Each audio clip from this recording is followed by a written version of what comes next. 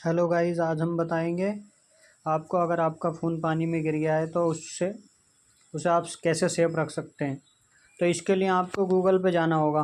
Google पे जाने के बाद आपको सर्च करना होगा fix my speaker. Fix my speaker पे सर्च करेंगे तो एक वेबसाइट आएगी फिक्स माई स्पीकर, इस पर क्लिक कर देंगे। इस पर क्लिक करने के बाद ऐसा आइकन आएगा, इस पर क्लिक कर देंगे, ये साउंड करेगा स्पीकर के द्वारा। आपके मोबाइल के अंदर जो भी पानी होगा वो बाहर निकल जाएगा।